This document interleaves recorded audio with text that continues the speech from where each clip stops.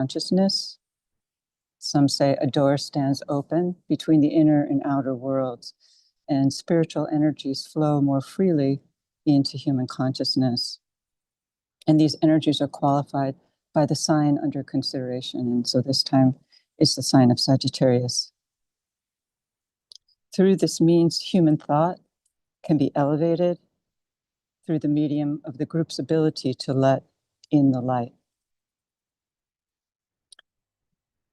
So as we do at the beginning of each moment, at each meeting, let's begin by taking a moment of silence, a brief moment, to link up with all the other individuals and groups throughout the world who are also observing this full moon work, followed by the sounding of the affirmation of the disciple, which is the card on your chair, the yellow card.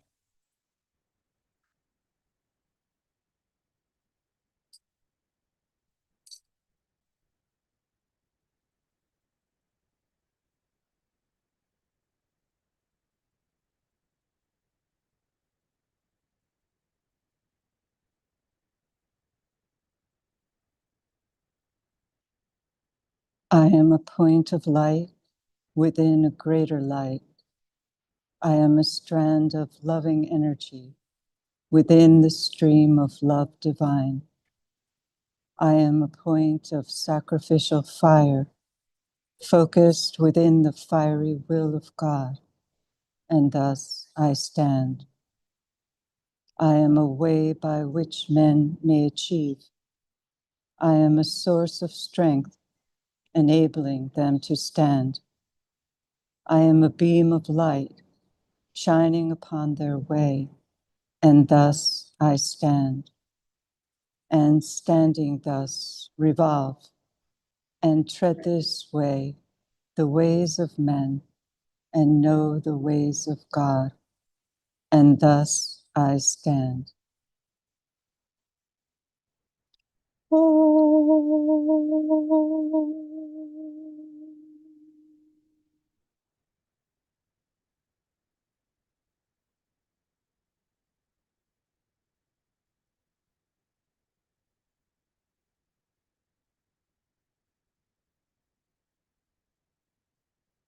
That ancient mantra or affirmation highlights qualities of Sagittarius.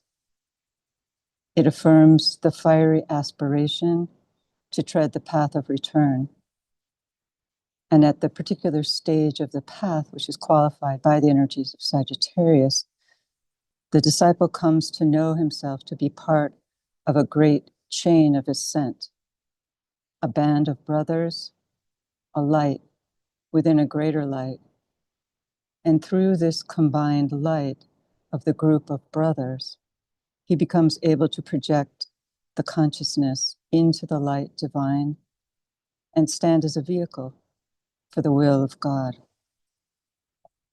And when we speak here about Sagittarius or the energies of Sagittarius, we're not specifically referring to people who happen to have been born in this state, this sign, but rather to a Sagittarian state of consciousness.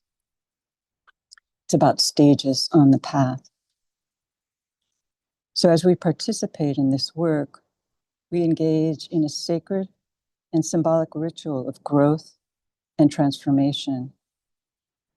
The story hidden within the zodiacal wheel unfolds progressively, and through the journey undertaken each year as we move together from point to point along the way, beginning with Aries and ending in Pisces, we reach this stage of Sagittarius and we arrive at an important juncture on this path of return.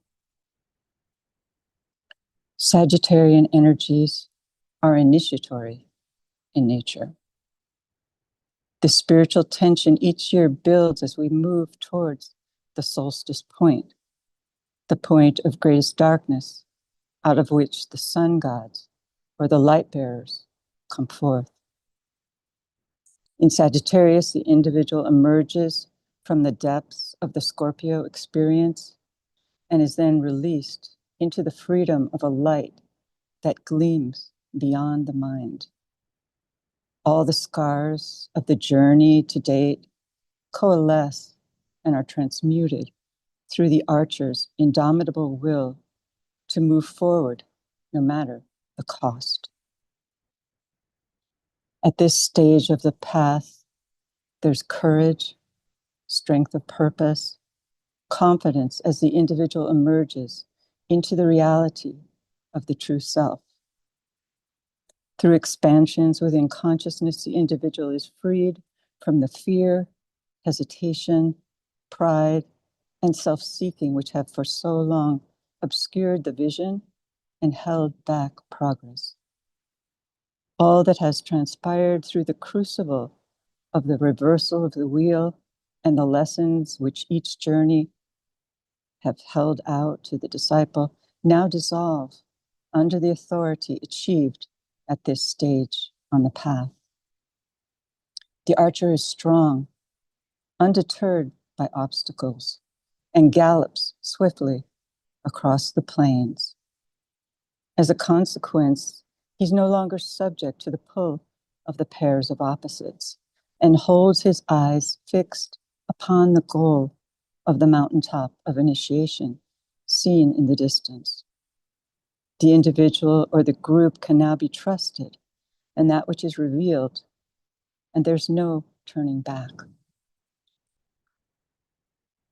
It's said that the word Sagittarius comes from the Latin word for archer, which in turn stems from the word arrow. As a sign of long journeys and pilgrimages to sacred spaces, the arrow which forms the glyph of this sign is pointing towards the stars and to the light supernal. The sacred spaces include those within the mind, through the growing ability to access knowledge from afar, from the higher mind, and its ability to connect with distant realms. Here, the directing power of the mind is harnessed and inner vistas open. This is the sign of direction, and it's a direction that's attained through a developed mental polarization that extends from the brain all the way to the heights of the spiritual triad, the higher will. In the teachings of esoteric astrology, it's said that each of the zodiacal signs emits a particular quality of light.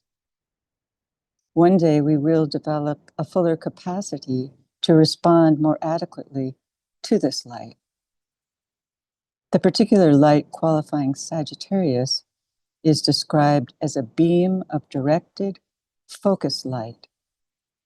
In this, the point of light becomes the beam, revealing a greater light ahead and illumining the way to the center of the light.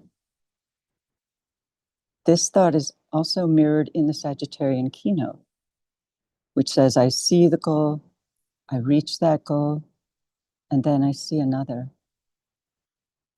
The individual here functions from the plane of mind, and through a developed point of tension in that mind, it becomes illumined by the soul's light. And that dual light is then projected into the higher mind. And along that beam, the higher impressions can flow. At this stage on the path, there is undeterred forward progress. And this, of course, does not mean there won't be challenges.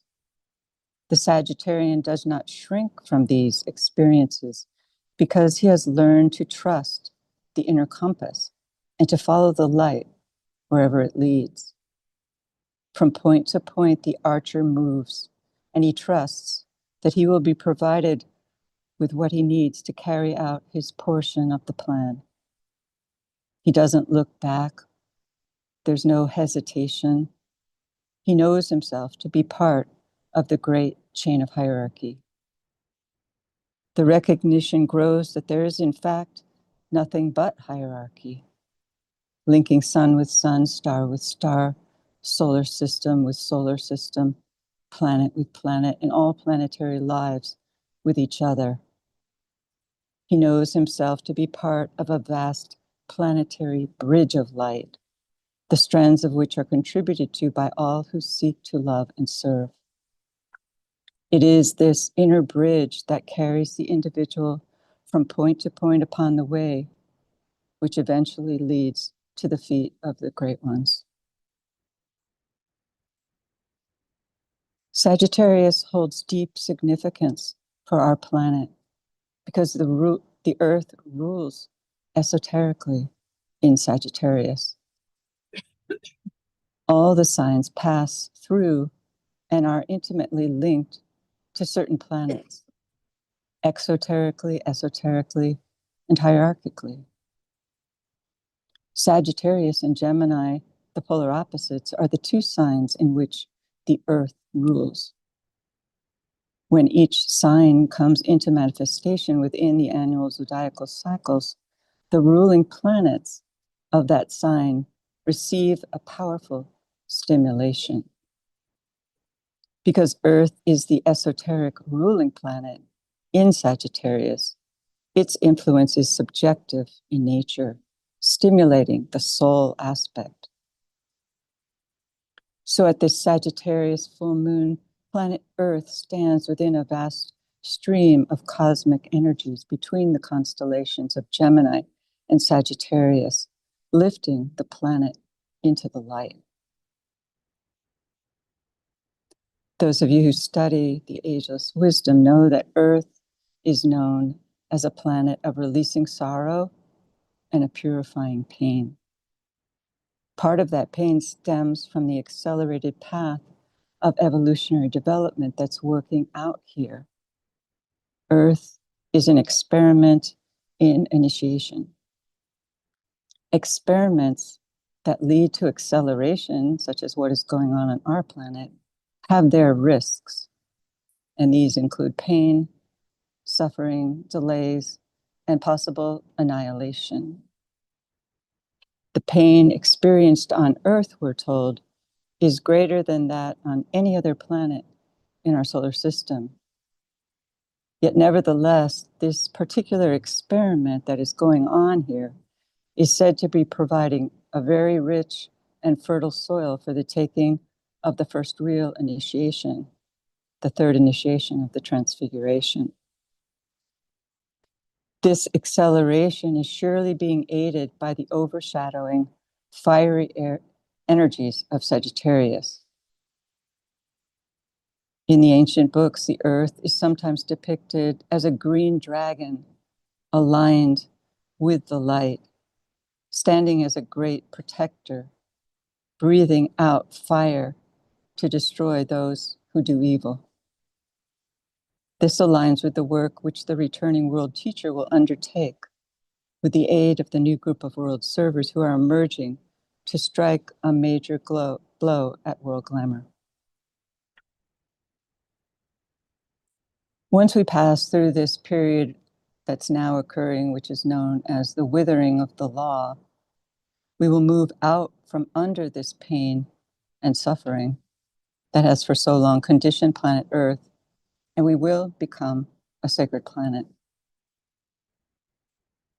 And it's sooner than we think, or sooner than I used to think, at least. Because we're told that the great life that ensouls our planet is passing through a cosmic initiation. And this advancement, it seems, was made possible on account of the achievement in the last century that led the Christ to become overshadowed by the avatar of synthesis during the close of the Second World War. As a result of this powerful alignment, which was achieved through the cooperation of the small members of the new group of world servers who were actively using the great invocation, led to a powerful acceleration in our planetary life, and particularly through the institution of a fuller capacity for group initiation. Many advanced souls are collectively becoming receptive as a result to the energy streaming in from Shambhala. And as a result, our logos, it's said, is beginning to become a sun. Because we know that he's moving forward along his path, which is the path of a solar logos. And he's beginning to emit a special light, the Tibetan tells us. The Tibetan calls it a solar characteristic. It's beginning to express itself through the medium of the logos. The awakening of humanity will be instrumental in this process of change. And we're told that a new type of savior, accompanied by a new symbol that's emerging in the aura of the group, is being released. It's related to this star that we're told shines forth when people pass through a higher initiation. And because so many people today are beginning to pass through those higher initiations, the light being emitted by humanity is influencing, it seems, the logos and his capability of shining forth. And with Sagittarian energies controlling our planetary life esoterically, we can be assured that the long road of suffering and pain will pass in the coming Aquarian cycle. All along the spiritual path, individuals are given help to move forward. At first, from outer physical plane teachers, from books, from mentors on the physical plane. But eventually, as they move forward on the path, they become receptive to those more powerful teachers who stand behind the scenes to guide and stimulate, particularly at these full moon opportunities.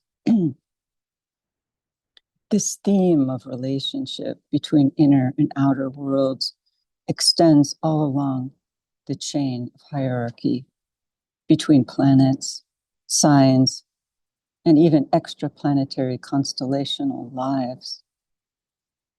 For example, we know that our planet forms part of an important triangle with Venus and Mercury, two sacred planets that are aiding Earth to become, in its turn, also a sacred planet.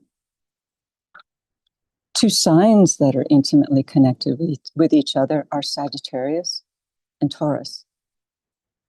The keynote for this relationship is said to be Taurus rushes blindly until Sagittarius directs. Here we see how the new group of world servers, ruled by Taurus, are aided through the directing power of Sagittarius, particularly, we would think, at this time of year when the sun is in this sign.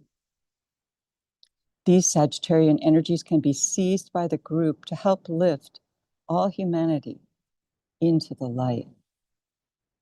The new group of world servers comes into its own as its inner spiritual eye opens. We can see, therefore, the intertwined relationship between Taurus, the bull of God with its one eye beaming light, and the directional capacity of Sagittarius and his goal fitness. He said that the Aquarian age will be one of decentralization. That's a key quality of the soul, the observer.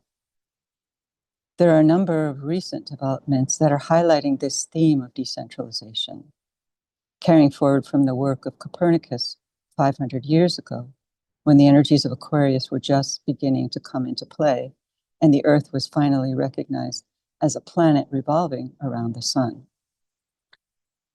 A decentralizing recognition that is gaining attention today is the realization that life exists throughout the universe, not simply on our tiny planet. Swedish astronomer Beatrice Villarroel and her team have studied unusual flashes of light in the sky, which appeared in historical astronomical photographs from 1952. Their research has been presented in a peer-reviewed paper, and it has sparked debate among the scientists as to whether these transient lights are potentially of non-human origin.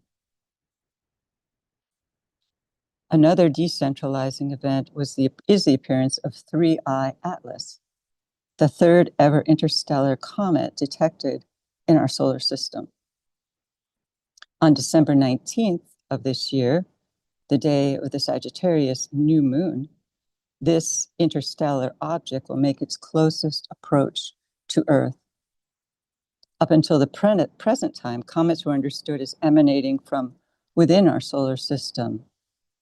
The fact that some recent comets are entering from outside of our solar system could be reflective of their bringing in wholly new energies. The appearance of comets have long been objects of study and record-taking. The ancient Chinese and Babylonians were the most prolific in compiling notes on comets, of their color, tail shape, duration, and position in the sky. Isaac Newton also took extensive notes on his observation of comets. Rudolf Steiner spoke of comets as purveyors of astral energy, with the comet's tail having a purifying effect as it moved through the entire system. Dane Rudhyar agreed with Steiner, stating that comets signal a type of infusion into our system, carrying within their subtle energy field new energies which release purification, oftentimes through destruction. We might look at comets as a type of intervention or an awakening, alerting humanity to the recognition of the fact that new energies are coming in because the old ways are no longer adequate. Three-Eye Atlas is currently moving through the constellation Virgo, and as it approaches Earth in 2 weeks' time, it will pass through Leo. Perhaps this combination brings in the energy of the Sphinx, which the Tibetan link to the merging between Virgo and Leo, or higher and lower minds. In the Gospel of Mark, we have the fullest presentation of Christ's teaching contained in the well-known Sermon on the Mount. That sermon opens with the Beatitudes, which the Tibetans said were among the most important of Christ's teaching, for they spelled out how to live a good or happy life. The Tibetan did state that these Beatitudes were very poorly translated and written down well after the fact, and that they do not present an accurate recording of Christ's actual words. Yet their importance is highlighted each year by the fact that they are sounded at the ceremony of the Gemini full moon, along with the Buddha's last sermon. When viewed esoterically, the translation of the third line of the Beatitudes seems particularly poorly translated, giving a wrong impression.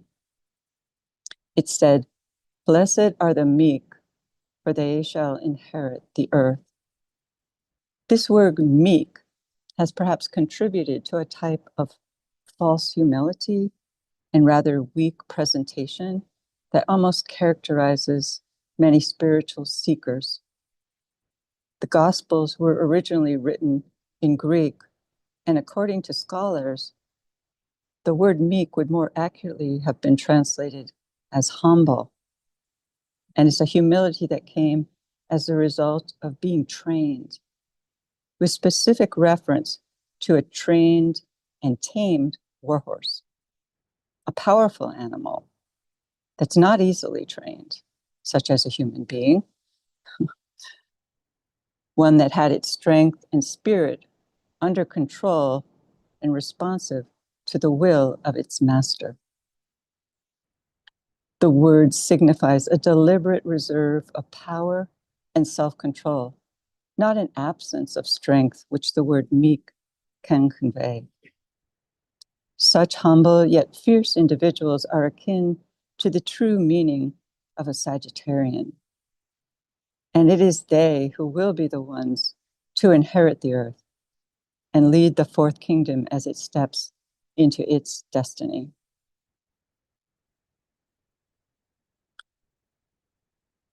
So now we're going to work together in our meditation.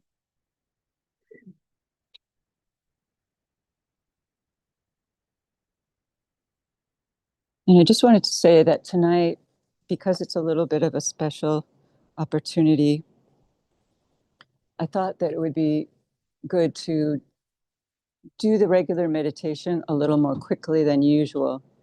And then we'll end.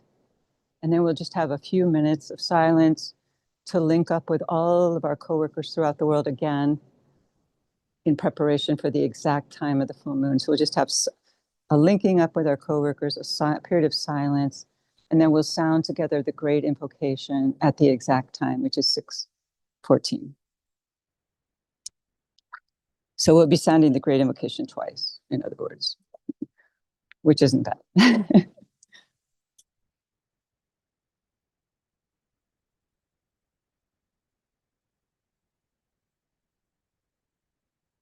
So we'll start reading the keynote, Full Moon Approach to the Hierarchy. He who faces the light and stands within its radiance is blinded to the issues of the world of men. He passes on the lighted way to the great center of absorption. But he who feels the urge to pass that way, yet loves his brother on the darkened path, revolves upon the pedestal of light and turns the other way. He faces towards the dark, and then the 7 points of light within himself transmit the outward streaming light, and lo, the face of those upon the darkened way receives that light. For them, the way is not so dark. Behind the warriors, twixt the light and dark, blazes the light of hierarchy.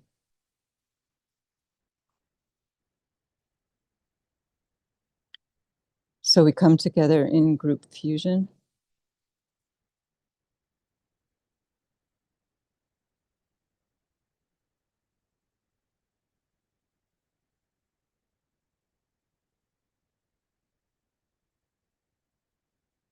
I am one with my group brothers, and all that I have is theirs.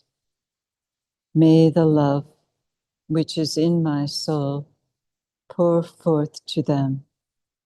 May the strength which is in me lift and aid them. May the thoughts which my soul creates reach and encourage them.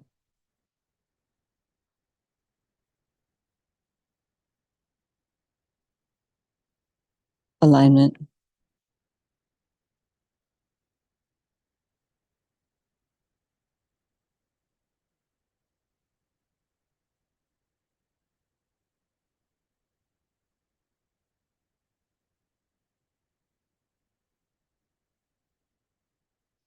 Projecting a line of lighted energy towards the hierarchy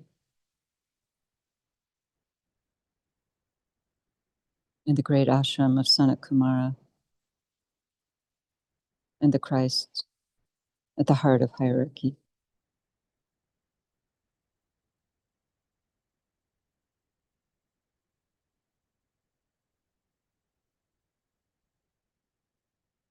And we extend the alignment to Shambhala, the center where the will of God is known.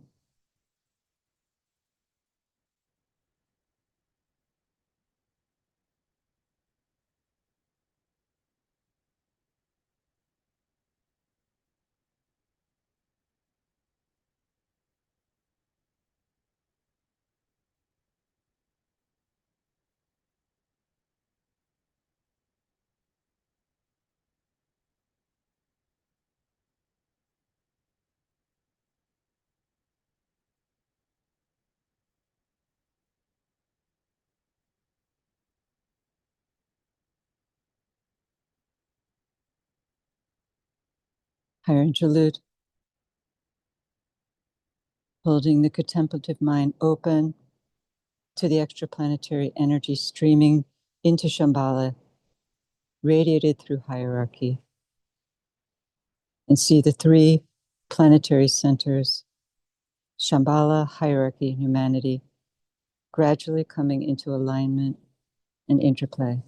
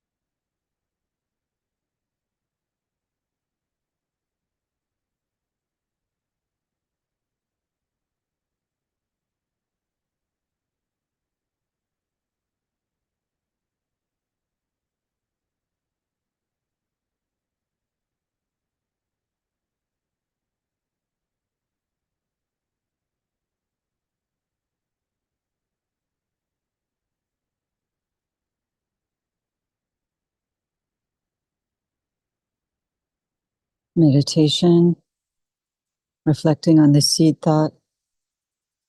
I see the goal, I reach that goal, and then I see another.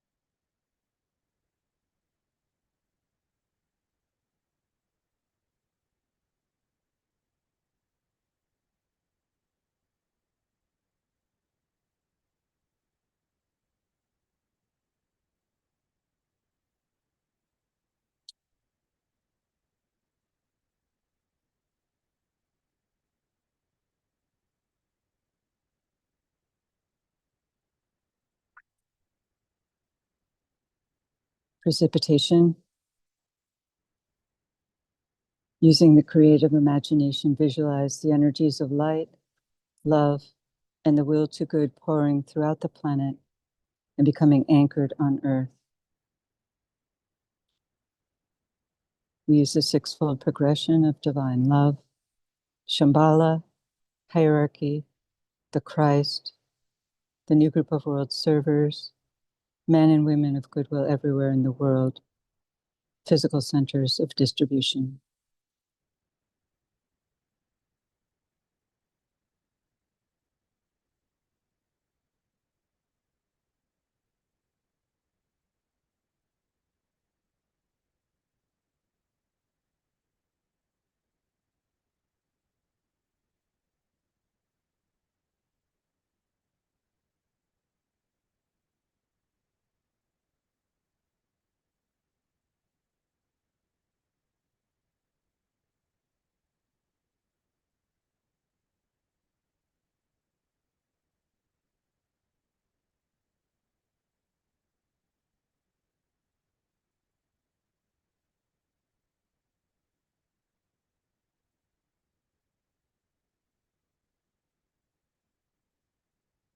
Lower interlude,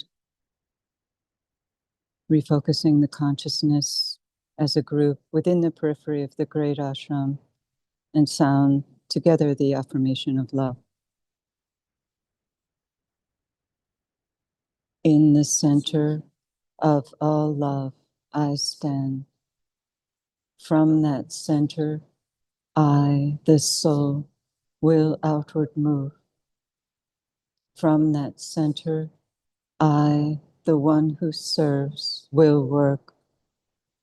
May the love of the divine self be shed abroad in my heart, through my group, and throughout the world.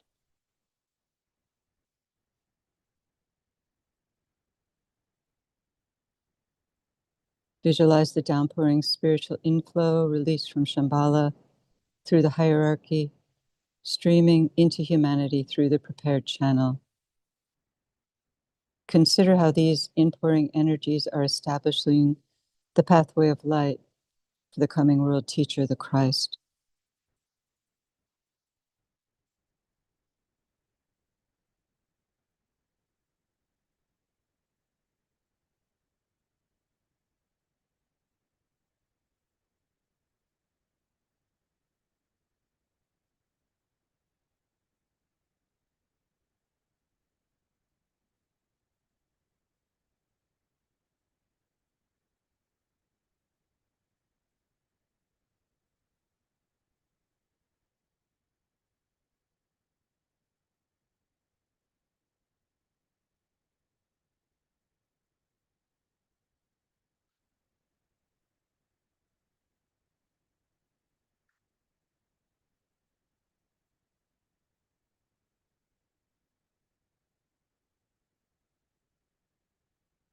Because the time is short, I think it's best to just begin our work in approaching the exact time of the full moon.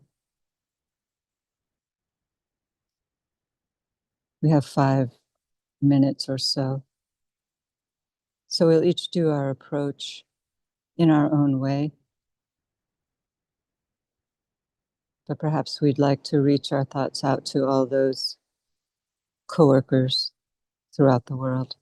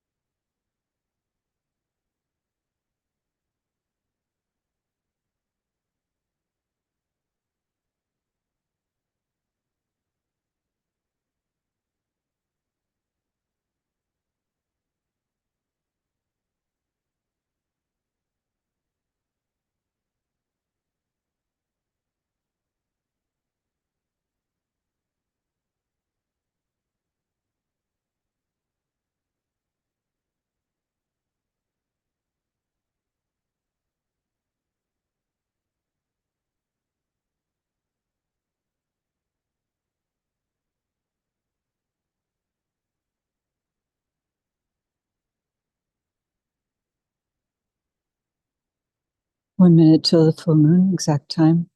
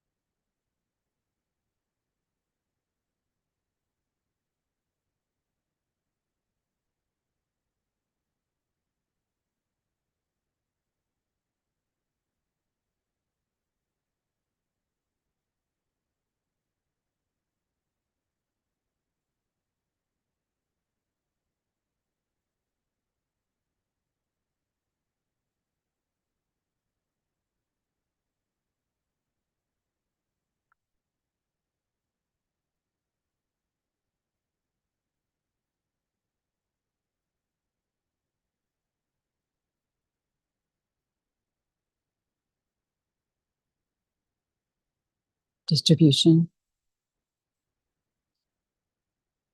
from the point of light within the mind of God. Let light stream forth into the minds of men. Let light descend on earth. From the point of love within the heart of God, let love stream forth into the hearts of men. May Christ return to earth. From the center where the will of God is known, let purpose guide the little wills of men, the purpose which the masters know and serve. From the center, which we call the race of men, let the plan of love and light work out, and may it seal the door where evil dwells. Let light and love and power restore the plan on earth.